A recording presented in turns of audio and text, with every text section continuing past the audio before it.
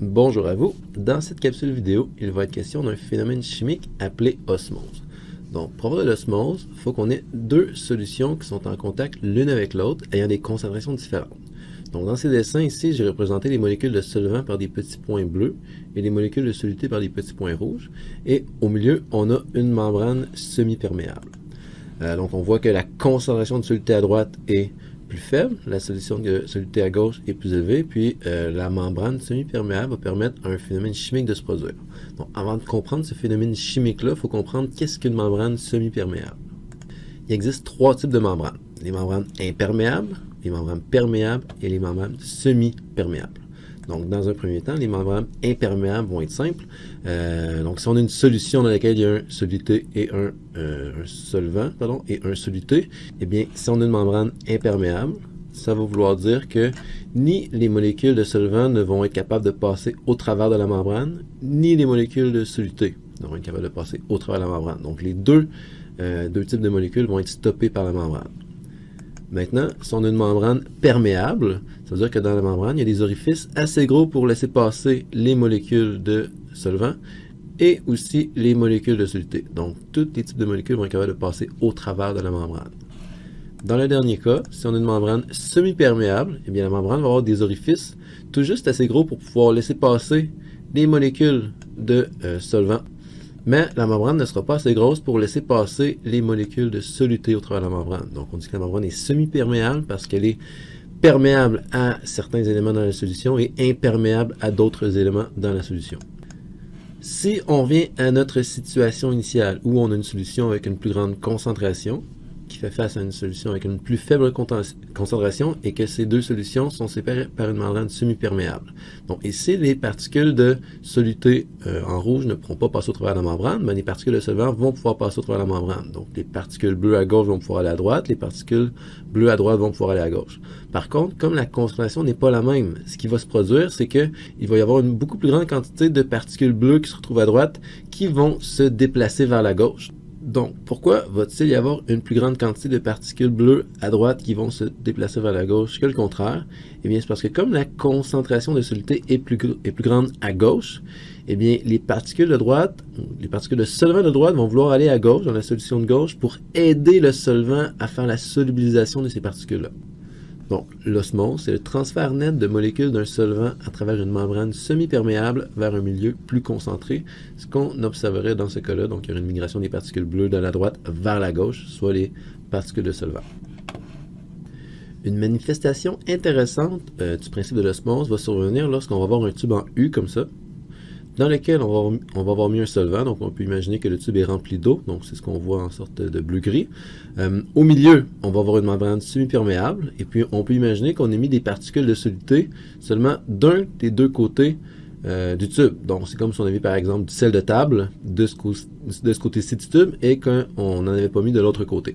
Donc, à ce moment-là, qu'est-ce qui va se passer? Donc, comme la concentration de soluté est beaucoup plus grande à gauche qu'à droite et qu'on a une membrane semi-perméable, bien ici, les particules de solvant vont décider de migrer vers la gauche pour venir aider les particules de solvant qui se retrouvent déjà à gauche à venir solubiliser le soluté. Donc, ce qui va se produire, si les particules de solvant migrent vers la gauche, bien le niveau du liquide à gauche va augmenter, le niveau du liquide vers la droite va diminuer. Donc, si on analyse ce principe-là d'un point de vue physique, il y a peut-être quelque chose d'anormal qui va vous sauter aux yeux. C'est que ici, si le niveau du liquide augmente, donc ici diminue, bien il y a une force gravitationnelle qui va pousser sur le liquide de ce côté-là, qui va vouloir le ramener au même niveau qu'ici. Donc, si le niveau du liquide est plus haut d'un côté que de l'autre, une force gravitationnelle qui va pousser vers le bas. Mais si on fait cette expérience au laboratoire, on va se rendre compte que même s'il y a de la gravité, le liquide va quand même monter. Donc, ça veut dire que il devrait y avoir une force qui va peser ici. Donc, cette force-là va être due au principe d'osmose. Donc, ici, l'osmose est tellement forte, les particules veulent tellement migrer vers la gauche qu'ils vont être capables de combattre la gravité, tout simplement pour venir aider les molécules de solvant à gauche à dissoudre les particules de soluté. Puis cette pression-là, au fond, qu'on ne peut pas observer, mais qui est due au déplacement des particules, on va appeler ça la pression osmotique. Donc la pression osmotique, c'est la pression qu'on doit appliquer sur une solution pour mettre fin à l'osmose. Donc enfin, selon cette définition-là, la pression osmotique, c'est la pression qu'on devrait mettre ici à gauche pour ramener le niveau du liquide pour qu'il soit égal de chacun des côtés comme dans le schéma initial. Mais en fait, la pression ici qu'on devrait appliquer ici pour ramener le liquide au même niveau est équivalente à la pression ici qui est en fait qui est appliquée, là, et pas réellement appliquée, mais c'est une pression apparente qui fait en sorte qu'il y a un débalancement des niveaux à droite ou à gauche. Puis cette pression osmotique-là, encore une fois, est due à la migration des molécules vers la gauche, la migration des molécules de solvant vers la gauche pour venir faciliter la solubilisation des particules dans la solution plus concentrée. Cette pression osmotique-là peut être quantifiée, donc c'est une variable qu'on va appeler pi. Donc pi va vouloir signifier la pression osmotique, puis la formule mathématique pour calculer pi, la pression osmotique, et pi est égal à n sur v fois r fois t. Donc, je ne sais pas si vous remarquez, là, mais cette formule-là ressemble beaucoup à PV égale nRT. Donc, si on prend le V puis on l'amène de l'autre côté, ça ferait pi V est égal à nRT. Donc, ça ressemble beaucoup à la formule des gaz parfaits. On sait aussi que N sur V, c'est égal à la concentration. Donc, cette formule-là peut être écrite pi est égal à C fois R fois T, où c'est la concentration, R la constante des gaz parfaits, et T la température. Si on regarde un exemple de problème simple qu'on va pouvoir résoudre par rapport à la pression osmotique. Donc ici, on a le problème où on nous demande quelle est la pression osmotique d'une solution aqueuse de sucre dont la concentration est de 0,075 mol par litre à une température de 273 Kelvin. Donc si on nous demande de calculer la pression osmotique, on sait que la formule de la pression osmotique est pi est égal à C fois R fois T. Dans notre problème, on nous donne C, on l'écrit ici. Dans notre problème, on ne nous donne pas R, on sait que R est la constante des gaz parfaits, 8,314 litres fois kPa divisé par mol divisé par Kelvin. Et on sait que la température, c'est de 273. Donc, si on effectue cette multiplication, on obtient une pression de 170 kPa. Et ça va être la pression osmotique de notre solution. Il y a plusieurs applications intéressantes de la pression osmotique. Une qui est particulièrement intéressante est en biologie. Donc, on sait que les cellules ont des membranes plasmiques. Donc, ici, on aura une cellule, puis ici, je parle spécifiquement des globules rouges. Donc, les globules rouges sont des cellules qu'on retrouve dans le sang qui sont responsables de transporter l'oxygène un petit peu partout dans le corps. Dans une cellule, le solvant majoritaire, c'est l'eau. Donc, on sait que le corps est fait à 70% d'eau. Donc, à l'intérieur des cellules, le solvant va être l'eau. En fait, à l'extérieur des cellules, le solvant va aussi être de l'eau. Et puis, il va y avoir un paquet de solutés qui vont être dissous, par exemple, dans le sang et à l'intérieur de la cellule de la globule rouge. Normalement, la concentration, je voudrais dire la pression osmotique de la solution à l'intérieur et à l'extérieur de la cellule va être la même. Pourquoi? Parce que une cellule, je voudrais dire la membrane de la cellule va être une membrane semi-perméable. Donc les solutés ne peuvent pas passer facilement à travers la membrane, mais les molécules de solvant vont pouvoir sortir et entrer un peu comme elles le veulent. Donc, il faut s'assurer que les molécules de solvant vont sortir à la même vitesse qu'elles vont rentrer pour ne pas trop déséquilibrer les concentrations à l'intérieur et à l'extérieur des cellules. Donc, normalement, une globule rouge devrait se retrouver dans une solution qu'on appelle une solution isotonique, c'est-à-dire une solution pour laquelle la pression osmotique à l'extérieur et à l'intérieur, soit le milieu extracellulaire et le milieu intracellulaire, va être la même. Un problème peut survenir si la concentration à l'intérieur du globule rouge est plus grande que la concentration à l'extérieur de la cellule. Comme la membrane d'une cellule est semi-perméable, mais dans ce cas-ci, ce qui va se produire, c'est que les molécules de solvant, comme ils voient que la concentration à l'intérieur de la cellule est plus élevée, bon, les molécules de solvant vont vouloir pénétrer à l'intérieur de la cellule. Donc, il va y avoir une migration des molécules de solvant vers l'intérieur de la cellule. Puis ici, il ne faut pas se tromper, là, les particules en mauve, ce seraient les particules de soluté. Donc, ici, les particules de solvant, je ne les ai pas dessinées, il y en aurait trop, là.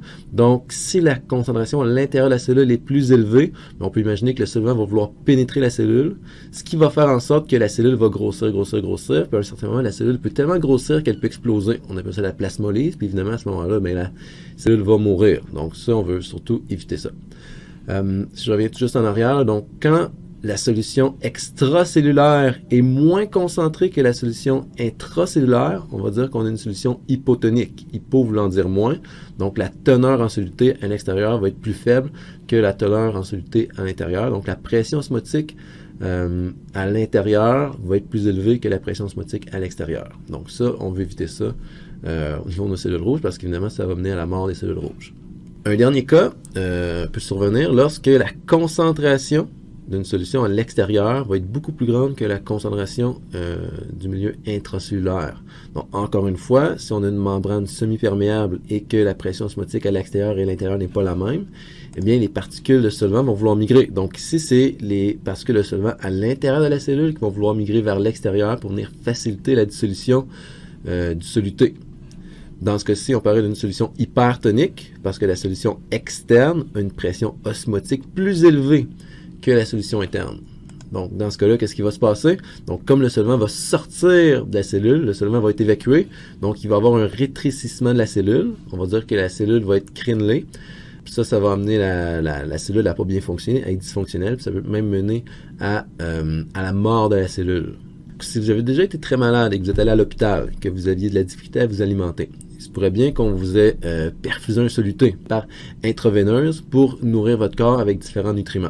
Donc, quand on fait une perfusion, c'est très, très, très important de s'assurer que la solution qu'on utilise pour faire la perfusion va être une solution isotonique. Parce que si on fait une perfusion avec une solution hypertonique ou une solution hypotonique, eh bien là, l'équilibre entre le milieu intracellulaire et extracellulaire de vos globules rouges va être déstabilisé, puis ça peut amener à la plasmolyse dans ce cas-ci, ou ça peut amener à des cellules crénelées qui vont peut-être mourir.